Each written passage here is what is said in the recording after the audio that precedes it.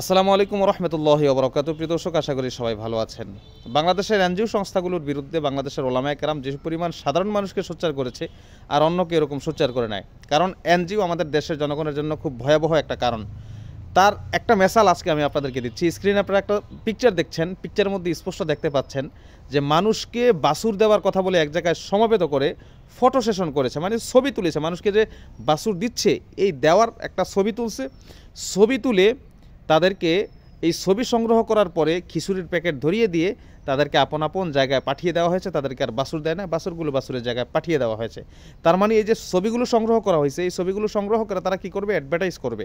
তাদের এনজিও যে সংস্থা আছে এগুলোর প্রচার করবে এবং তারা মানুষকে এটা বুঝাবে যে তারা যে মানুষকে দান করতেছে, মানুষকে সহযোগিতা করতেছে। এই পিকচারগুলোর মাধ্যমে তারা তাদের অ্যাডভার্টাইজ করবে এবং তাদের এই সংস্থাগুলোর মধ্যে এসে যেন মানুষ কী করে? আরও বেশি বেশি লোন নেয়, তাহলে তারা আরও বেশি বেশি সুদ পাবে।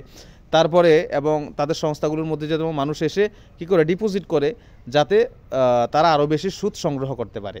তো প্রিয় দর্শক, এই সংস্থাগুলো যে বাংলাদেশের মানুষের জন্য কত ভয়াবহ, এটা বাংলাদেশের মানুষ, আপামর জনতা, সাধারণ পাবলিক যারা প্রত্যন্ত অঞ্চলের আছে, তারা এখনও বুঝতে পারে না। এই যে দেখেন, মানুষকে বাছুর দেওয়ার কথা বলে, মানে গরু দেওয়ার কথা বলে যা আনছে, আইনা গরু না দিয়ে তাদেরকে খিচুড়ির প্যাকেট ধরিয়ে দিয়েছে। এখন যে তাদের সাথে একটা প্রতারণা করা হইলো, এই প্রতারণা করে যে ছবিগুলো কালেক্ট করা হয়েছে, এই ছবিগুলোর মাধ্যমে কিন্তু তারা তাদের ফায়দা লুটে নিচ্ছে।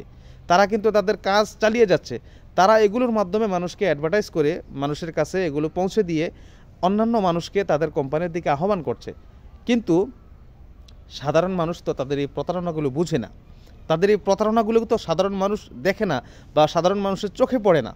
তো আজকে আপনাদেরকে যে বিষয়টা আমি দেখালাম, আশা করি আপনারা ভালো করে বুঝতে পেরেছেন যে আসলে যারা মানুষকে বিভিন্ন সহযোগিতার আড়ালে মানুষের টাকা পয়সা, মানুষের জমিজমা হড়প করে নিচ্ছে, হাতিয়ে নিচ্ছে, এ সকল এনজিও সংস্থাগুলোর বিরুদ্ধে অবশ্যই আমাদের সকলকে সোচ্চার হতে হবে।